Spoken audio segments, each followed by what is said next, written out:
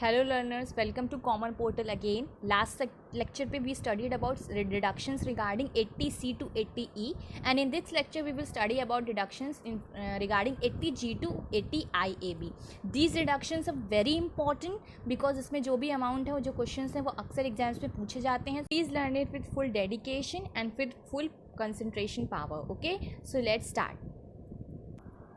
सबसे पहले बात करेंगे सेक्शन 80G की. ओके, जब बात करते हैं 80G की तो you know it's the shortcut trick to learn is कि जी का मतलब होता है to give away. Okay, G का मतलब यहाँ हम लोग एक्सप्रेस कर सकते हैं टू गिव अवे. और जब हम कोई चीज़ गिव करते हैं मतलब क्या गिव कर रहे हैं? डोनेशन. तो जब भी कोई अमाउंट हम डोनेशन की तरह देते हैं तो वो हमारे 80G में आता है. Okay, and it is one of the most important section for deduction. Okay, क्योंकि ये जो सेक्शन है इसके कई पार्ट्स हैं जो लर्न करना है हमें. तो सबसे पहली चीज़ जो लर्न करने वाली चीज़ है कि ये डोनेशन को लेके होता है. ठीक है, ठीक. बात करते हैं कि इसमें आता क्या क्या चीज़ें हैं. तो सबसे पहली चीज़ जो हमें लर्न करनी है वो है क्वालिफाइंग लिमिट. कि qualifying limit is the most important term to learn in this section. तो क्वालिफाइंग लिमिट क्या होता है? क्वालिफाइंग लिमिट होता है gross total income minus long term capital gain minus short term capital gain minus deductions into 10/100. Means कि हमारी जो भी ग्रॉस टोटल इनकम हमारी होगी उसमें से हम लोग क्या माइनस करने वाले हैं? Long term capital gain. Okay, और क्या माइनस करेंगे? Short term capital gain. और क्या माइनस करेंगे? डिडक्शंस. और ये जो डिडक्शंस होंगे 80G को छोड़ के रेस्ट और भी कोई अगर हमें डिडक्शंस मिल रहा है तो वो सारे डिडक्शंस हम माइनस कर देंगे. उसके बाद जो हमें अमाउंट आता है उसका जब हम 10% निकालते हैं तो वो हमारा 10% क्या होता है? हमारी qualifying limit. Okay, so this is all about the qualifying limit. Now next thing to understand about this is that any donation made in cash exceeding 2000. Okay, क्या चीज़ लिखी हुई है कि any donation made in cash exceeding ₹2000 will not be allowed as deduction. The donation above ₹2000 should be made in any mode other than cash to qualify as deduction under section 80G. इसका क्या मतलब है? इसका मतलब ये है कि अगर हम लोग डोनेशन कर रहे हैं ओके और हमको ये डिडक्शन क्लेम करना है तो हमको सबसे पहली चीज़ जो ध्यान देनी होगी कि 2000 के अंडर अगर वो डोनेशन है ओके 2000 से लेस है अगर वो अमाउंट तब हम कैश में पे कर सकते हैं. लेकिन अगर वो अमाउंट 2000 से एक्सीड करता है मतलब अगर वो 3000 हो गया सपोज तो फिर हमको वो कैश में पे नहीं कर सकते. We need to pay it digitally. Okay, we need to pay by any other mode rest than the cash mode. Okay, so what we need to learn is कि सबसे पहली चीज़ we need to learn about the qualifying limit that yes 80G includes the qualifying limit. And second thing we need to understand that whatever the amount we are paying as a deduction if it is exceeding in above 2000 rupees it should not be in cash. Okay, it should be in any other mode. Now next thing how we are going to learn this. Suppose there are two things in 80G. 80G is being divided into two parts. First thing says about without qualifying limit and the other thing is about qualifying limit. So when we are talking about without qualifying limit, okay, now learn it कि कैसे याद करना है उसको.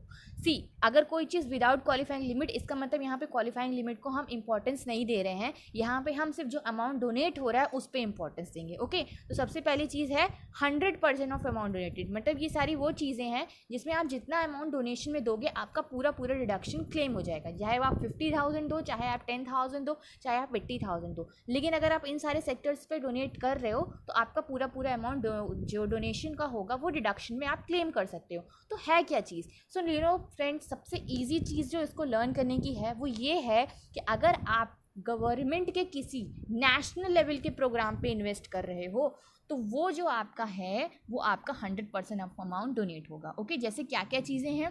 National defence fund. Okay, अगर आप defence में पैसा खर्चा करते हो डोनेशन का तो national communal harmony, regional university of research. Okay, अगर कोई रीजनल यूनिवर्सिटी है जिसमें आप रिसर्च के लिए पैसा दे रहे हो तो उस पर जाएगा. Okay, next thing is PM या CM अर्थक्वेक रिलीफ फंड. अगर प्राइम मिनिस्टर रिलीफ फंड है या चीफ मिनिस्टर रिलीफ फंड है अगर आप उसमें पैसा देते हो then it what you will claim as deduction 100% of the amount donated. Okay, next is Swachh Bharat अभियान एंड अदर इज साक्षरता अभियान.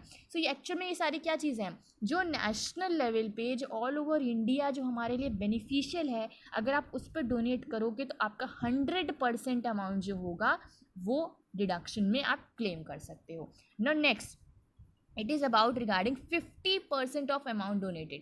Now when we talk about 50% मतलब उसका जस्ट आधा, मतलब अगर हम लोग 50,000 डोनेट कर रहे हैं तो हमको कितना डोनेशन डिडक्शन मिल सकता है, सिर्फ 25,000. ओके, 50% ऑफ अमाउंट डोनेटेड मतलब हमको 25,000 का डोनेशन इसमें डिडक्शन हमको मिल सकता है ना. इसको लर्न करने का तरीका सिंपल, ये एक फैमिली ट्री है किसकी, जवाहरलाल नेहरू की. Okay, to very easy to learn कि family tree of Jawaharlal Nehru मतलब Jawaharlal Nehru daughter was Indira Gandhi, Indira Gandhi son was Rajiv Gandhi. So basically it is a family tree of Nehru family.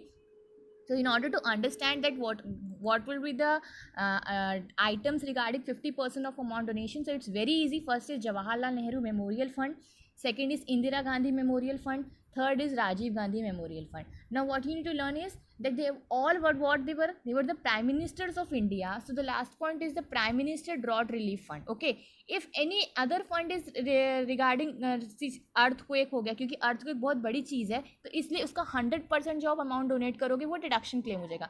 But since drought it occurs naturally, it takes time, okay, and it does not affect so much like earthquake does, क्योंकि earthquake से तुरंत destruction होता है. इसका reason है कि वहाँ 100% claim कर रहे हैं, लेकिन ड्रॉट जो है वो ईजिली मतलब स्लोली स्प्रेड होता है. दैट्स फॉर द रीज़न कि 50% अमाउंट जो होता है उसको आप तो डोनेट करोगे तो आपका 50% क्लेम होगा. So how we can learn this कि सिंपल हमें नेहरू फैमिली का फैमिली ट्री लर्न करना है. Jawaharlal Nehru memorial fund, Indira Gandhi, Rajiv Gandhi. So whenever you see this family tree you need to claim in mind that yes without qualifying limit का ये part था जिसमें से 50% हम उसमें चले जाएंगे. ओके, और 100% किस में जाएंगे, अगर वो नेशनल लेवल का प्रोग्राम होगा.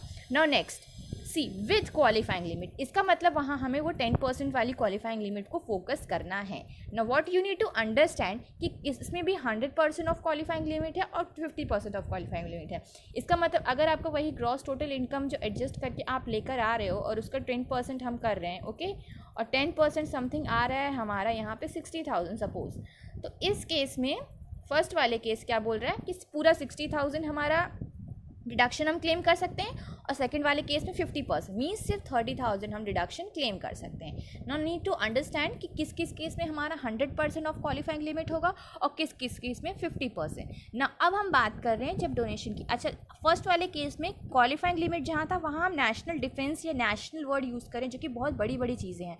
बट इस केस में जहाँ क्वालिफाइंग लिमिट 100% है वहाँ पर हमको क्या ध्यान देना है कि हम कहाँ डोनेट कर रहे हैं, टू गवर्नमेंट, लोकल अथॉरिटी और any other institution for promoting family planning. ठीक है, अगर गवर्नमेंट है या लोकल अथॉरिटी मतलब हल्का सा step behind the national thing, okay, अगर वो प्रमोट कर रही है फैमिली प्लानिंग या फिर कुछ और ऐसे प्रोग्राम्स, ओके, तो ऐसे केसेस में हमारा 100% क्वालिफाइंग लिमिट होगा. तो मेनली इसमें फोकस क्या है, फैमिली प्लानिंग. ठीक है, ये की टर्म है आपको याद करने के लिए कि अगर आप फैमिली प्लानिंग में कोई गवर्नमेंट प्रमोट करिए तो वो आपका 100% क्वालिफाइंग लिमिट होगा.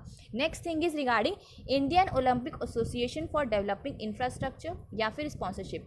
अगर ओलंपिक्स में आप डोनेट कर रहे हो, ओके, ओलंपिक्स के इंफ्रास्ट्रक्चर डेवलपमेंट में कर रहे हो या उनके एसोसिएशन डेवलपमेंट में आप खर्चा कर रहे हो या उनके एकेडमिक इंस्टीट्यूशन पे आप डेवलपमेंट पे आप खर्चा कर रहे हो, तो आपका 100% क्या होगा, क्वालिफाइंग लिमिट. ओके, तो next thing is regarding 50% of qualifying limit. इसका मतलब हम पे क्या फोकस करना है कि सिर्फ इसका आधा मीन्स क्वालिफाइंग लिमिट अगर 60,000 है तो हमारा सिर्फ 30,000 डिडक्शन क्लेम हो सकता है. तो ऐसे केस में हमको क्या ध्यान देना है, कैसी की चीज़ों पे ये होगा. सो हमको फोकस क्या करना है, गवर्नमेंट की चीज़, ओके, कि गवर्नमेंट का हम अगर खर्चा कर रहे हैं other than family planning. Means family planning में था तो वो 100% था, लेकिन अदर देन फैमिली प्लानिंग अगर गवर्नमेंट का कोई और रीज़न पे हम सपोर्ट कर रहे हैं तो उस पर हमको 50% क्वालिफाइंग लिमिट का डिडक्शन मिलेगा. मतलब अगर 60,000 जैसे कि हमने बताया 60,000 अगर आपका क्वालिफाइंग लिमिट है तो हमको सिर्फ 30,000 पे डिडक्शन मिलेगा. Okay, the next thing is regarding housing accommodation. ठीक है, अगर आप इन्वॉल्व हो हाउसिंग अकोमोडेशन वगैरह में डोनेशन देने के लिए, ठीक है, गवर्नमेंट अगर हाउस प्रोवाइड कर रही है लोगों को, आप उसमें डोनेट कर रहे हो, तो in that case also you can claim this deduction. The next is regarding maintenance of mosque, church, temple and gurdwara. So it's very easy to know कि अगर कोई रीजनल प्लेस है, अगर जैसे टेम्पल्स हो गए, चर्च हो गए, मॉस्क, गुरुद्वारा, कोई भी रिलीजन का कोई अगर हम बना रहे हैं मतलब उनका रिलीजियस प्लेस बना रहे हैं, तो उस केस में हमें 50% क्वालिफाइंग लिमिट का डिडक्शन मिलेगा. That is the case that most of the person who are very rich they invest in maintenance of this regional institution, regional, sorry, not institution but regional places. The reason behind is that they get the deduction. Okay, so how we can learn 80G, that if it is without qualifying limit, we need to know that 100% will belong to national thing, while the 50% will belong to the Nehru family tree. Okay, the next thing is regarding with qualifying limit, and when with qualifying limit, when you are talking about 100% of qualifying limit, we usually talk to government family planning program or Olympic Sports Association.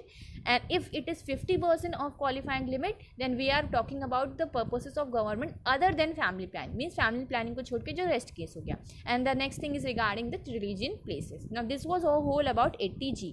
Now moving ahead, 80G. अब इसको learn करने का तरीका I told you 80G का आप इससे learn कर सकते हो कि give मतलब दे दिया तो डोनेशन. Now GG से हम एक और चीज़ निकाल सकते हैं, it can be claimed as घर. Okay, in Hindi GG means see you can claim from G. सिर्फ जी है तो दे रहे हैं, और जी मतलब कहाँ पे दे रहे हैं, घर के लिए दे रहे हैं. So that is rent. तो अगर हम रेंट पे करते हैं अपने घर का तो हमको उसके लिए भी डिडक्शन मिलता है. ना व्हाट इज़ इंपॉर्टेंट कि इसके साथ सर्टेन कंडीशंस जुड़ी हुई हैं जो हमको फोकस करनी है, और वो कंडीशंस क्या हैं.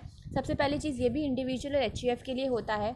Next thing, you are salaried employed, self employed और salaried. Okay, it hardly matter. अगर आपका खुद का बिजनेस है और you are salaried employed, both can deduction. Now most important thing, you have not received HRA at any time during the year. You know HRA is being paid to the employees, okay, who are engaged in services.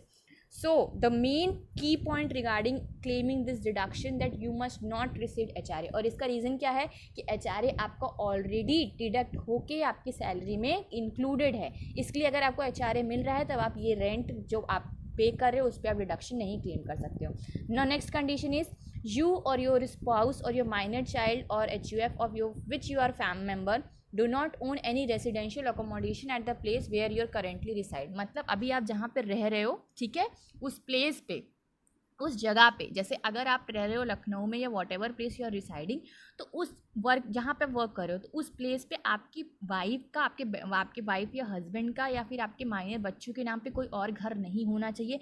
Then only you can receive this deduction. Okay, this is a condition. Now next thing is regarding file form 10BA with details of payment and rent. Okay, अगर कभी कभी question exam में पूछ सकता है कि which form is filled for the payment of rent in matching column, specially deductions are asked in matching column.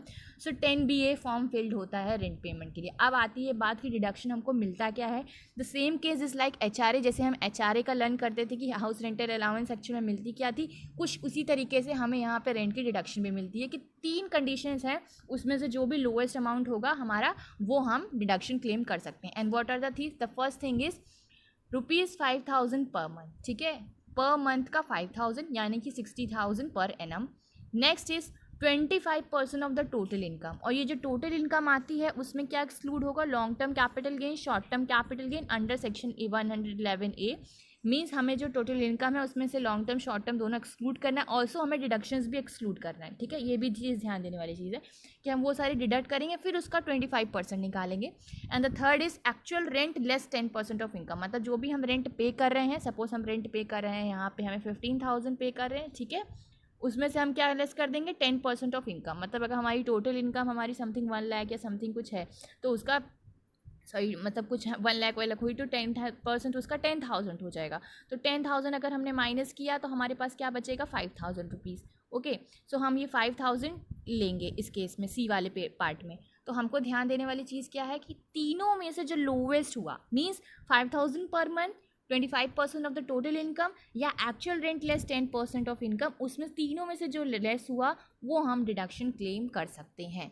So to learn this it's very easy that 80G is regarding rent paid on house. Okay, and what is the deduction amount. Either it can be 5,000 per month or 25% of total income, and third actual rent less 10% of income. So whatever would be the lowest, that would you can claim as deduction. Okay, that was about 80 GG. Now we are talking about 80IA. अगर इसका shortcut trick learn करेंगे, क्योंकि ये आई से है तो I stands for infrastructure. Okay, very easy to learn.